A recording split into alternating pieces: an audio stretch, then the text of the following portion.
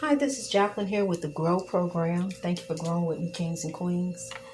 You know that number 42. That number 42 is a heavenly number. It's a godly number. And it was given by God to the legend Jackie Robinson.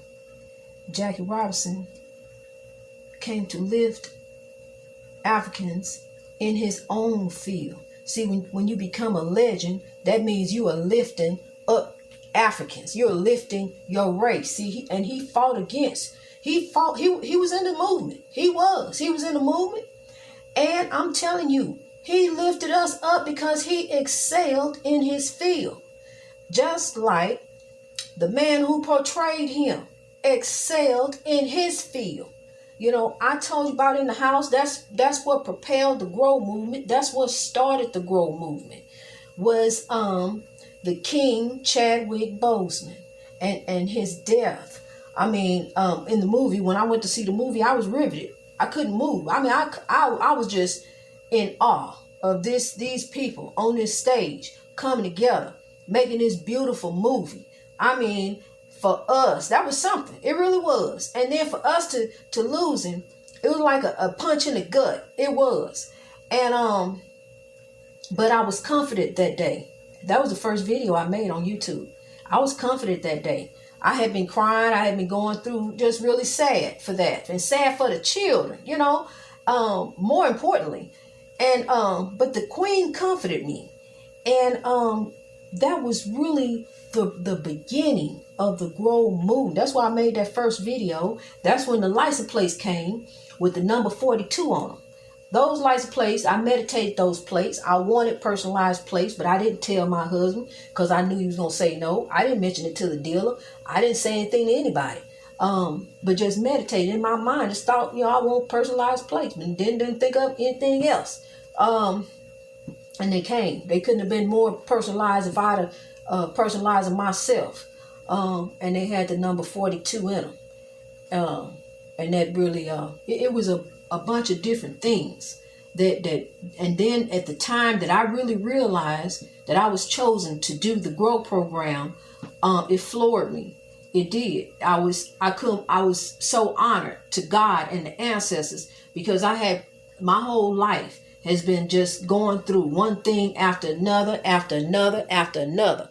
You know, I told you, sometimes I didn't even want to wake up in the morning because I was worried about what was coming next, what was going to happen next, what's getting ready to happen. Lord, help me, Jesus, God. Well, I was crying out to everybody. You know, I was, because I was going through.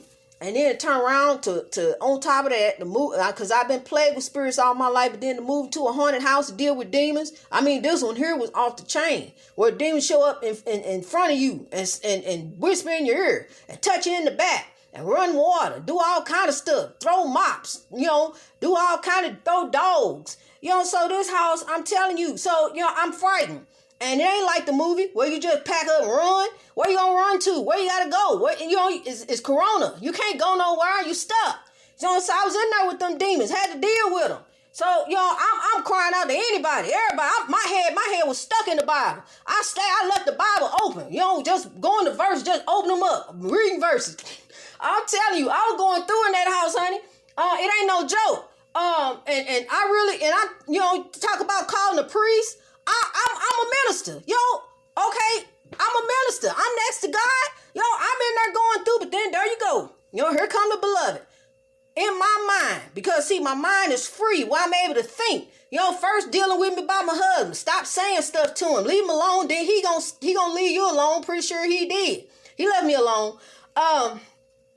And you know, then that's how they work with me. That's how they gonna work with you. Because, see, I had to forgive. I had to move past even the anger that I had towards what happened to my ancestors. I had to get over that too because I was angry about that. I still get upset when I see something happen to a young man or young woman out in the street by the Caucasian, by the police. You know, I just read a story about the young man who was denied water for 7 days in a cell. You know, in the cell, in isolation. But the man who broke in the Capitol building, he can get organic food. They moving him so he can go get organic organic food, wouldn't even get his man, African man, denied him a drink of water. Wouldn't even get, you can at least bring the man some water. Bring him a drink of water. And the man died. But he can go get organic food. See, that's why I'm talking on the podcast, because, see, we got two different separate systems of justice. We got two totally separate systems of justice. When a man can sit in his car after being pulled over in the passenger seat, he ain't driving now. He in the passenger seat. And let the officer know, sir, he ain't even driving. His wife driving, that I am armed. But he gets shot and killed in front of his baby, and the police officer walk away. All he get is fired, and he can go on with his life. See, it's something wrong. It's something wrong when a young woman getting off work, go in her room and lay down. She tired. She want to go to bed. She don't feel like sitting up. She don't feel like going to the club. She don't feel like going here. She don't feel like going there. She want to go home where she's safe at, where she's sound, where she can get in the bed and go to sleep and get ready for work the next day. But no, here come evil, sent to her door. And they shoot and kill her. And it don't matter, because the DA said it don't matter. The police officer got a slap on the wrist. He ain't get nothing. He just sitting up there smiling with his pearly whites and his pearly white with his boss, and everybody else, sitting around them. But I'm gonna tell you something. These people, they got to give an account. They got to give an account to their actions and how they do folks on this earth. How you doing, your brothers and sisters? How you doing yourself? You oppressing yourself. Who are you oppressing? All these people who are oppressing. We all got an appointment day and time. You don't want to be no condemned soul like one of them spirits that I was living with in that house, because that was evil. Run by evil. Because they evil. Because of what they did in the past. What they did to my ancestors. I moved into a house that was built 40 years before I was even born, in 1920. So just imagine what they were doing over there in Granite City by then. What they were doing to Africans. Because look, I kept being drawn to this great big old dead tree down the street. I got a picture of it, and I'm going to put it. It's hideous. And I ain't going to leave it up there because it looks terrible. It's ugly. But it's a 100-year-old tree, and I kept walking down to that tree and standing there looking at it. And some strange fruit was hung from that tree, and I know it was. And see, sometimes when I be going about and be meditating, I be feeling these pure souls. They come to me, they stories. I feel when they running across the pavement and rocks on their feet, and the sweat running off of them. And the branches and stuff is ripping at their clothes. They bleeding. They stop because it hurt. They pause in the water, but they keep hearing them. They running behind them. It's dogs coming. They got to keep running. They shooting rifles. They shooting guns all in the air, scaring them. And they catch them. They grab them and snatch them up and put them in a tree and hang them up. And hang them. And then they rip their body parts off of them and snatch them and take pieces and take them places and hang them in their house and take pictures of them and ship it out and say we had barbecue, we did this and that. But I'm gonna tell you something about them racist demons. Them racist demons are condemned for what they did. You can think this a joke if you want to. You can think I'm on here paying my money for nothing, just tell you a bunch of lies. Cause I ain't. It's the truth. I lived in that house with those racist demons. And it was one of them that asked for forgiveness. One of them did. And so that's how I'm telling you, I don't know. These spirits, I don't know why you want to still be a condemned spirit, because it's more in there. It's more in there, honey. They still in there. They ain't gone. They ain't gone. It's still happening over there. But that's what I'm telling you. This supernatural world is real.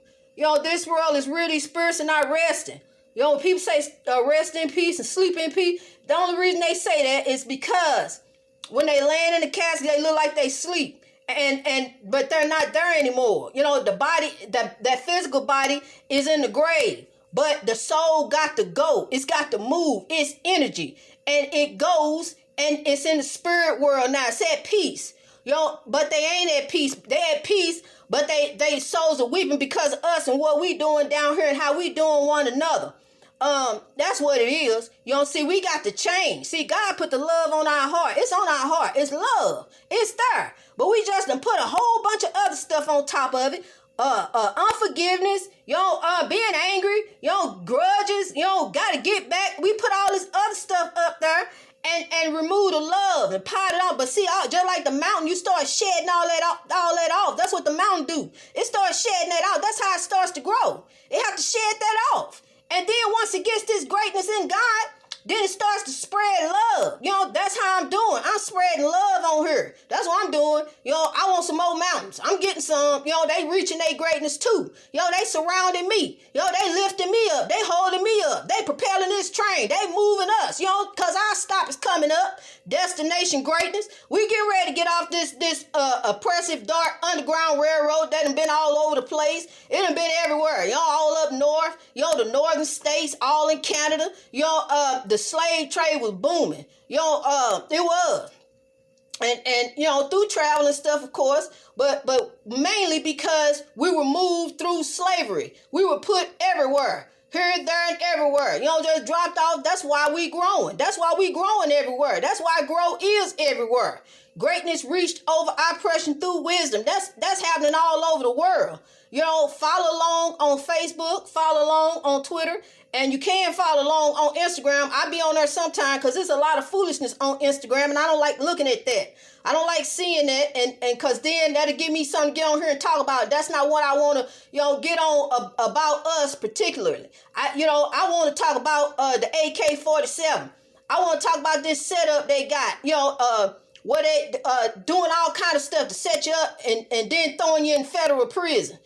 Giving to other people, letting them go on vacation, getting them slap on the wrist, organic food, different stuff. You ain't getting none of that. So see, I want to let you know, see, just like when they went down there climbing on the walls of the Capitol building, they knew it was going to be all right. They knew they was going to get arrested. A few of them going to really get got. But for the most part, they doing all right. Organic food, yeah, you all right. You doing good. But my brother was denied some water. He couldn't even get a glass of water. Over here, he died. And my other brother, he committed suicide coming out of Rikers Island. After being beaten and tortured for nothing. And he didn't even do anything. And, I got some brothers that's dead. I got some sisters that's dead. At the hands of the police. And that wasn't happening to them. Injustice for nothing. For doing nothing. They didn't go breaking no federal building, go steal no computer and no laptop and threaten to sell it off to the Russians. They didn't perform treason. Treason is a crime that's punishable by death. But you get to go on vacation. Oh, okay. But being black, that's just death. That's why I'm on here talking. And I'm gonna talk. And I'm gonna keep talking. See, and the one thing that I realize is that evil is going to one day become aware of the grow movement. And they going to want to know who started all this. Where they at? Who did this? Where this come from? Who is this? But I'm going to tell you something. Just like Dr. King, got in front of the march. He had God marching in front of him. Just like Harriet Tubman. When she ran, she had God leading the way. God was in front of her. And all the other legends, all before me, they knew, when it's time, but just like Dr. King said, I may not get there with you, but I'm going to tell you this.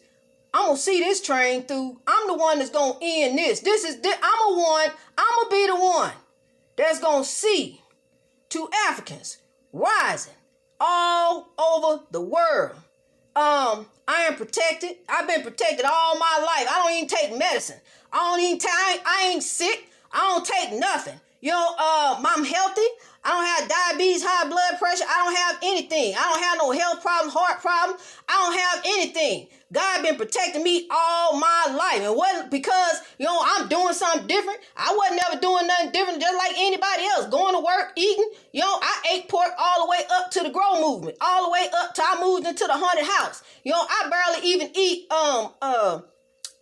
any meat, really. I lost a lot of weight. I have on the grow movement, but I'm constantly moving. I'm constantly working because I have to do the grow movement. I have to grow. I have to tell people. I have to lift us up out of this oppression. You know, I'm on a mission. I feel like my ancestors in me, because sometimes I don't even want to eat. I don't have the drive to eat. I go days without eating. I just do, because I don't want to have to make myself eat. And I have to drive. I'm telling you, I lost quite a bit. I'm down now to at least about 130, 140. And I was at 120 before I started having babies. So I think I'm heading there. And then, I don't know, because see, I done unlimited I eat, like, it's like on the go. Like, because I'm telling you, I feel like one of my ancestors, I be like on the go. Like, I got to hurry, get a bite to eat. And it don't be a lot. Just eat something real quick and go back to growing. Go back to working. Go back to on the podcast. Go back on Facebook. Go tell somebody something. Go, lift somebody up. That's all I do all day long is grow. And I love it. I wouldn't want to do nothing else, because I want to lift us. It's been 400 years later. We ain't got time for foolishness. We ain't got time for TikTok. That's why I tell them on there, I ain't looking for Bitcoin. I ain't looking for no man. If that's what you want, you need to go to Wall Street or Black People Meet. Because look, I'm not interested. I'm interested in getting my people up out of oppression. That's all I'm focused on. And if that ain't what you want, you need to go ahead on. Because I ain't got time for foolishness. It is what it is. But it ain't going to be. It's getting ready to be better. We gonna rise. It's gonna be Black Wall Street all over the world. I'm telling you, if we finna rise out of this oppression. Because who want to keep oppressing somebody and then be a condemned soul? Who want to do that? You got to spread love. That's what we going to do, people. Greatness reached over oppression through wisdom. All over the world, let's rise.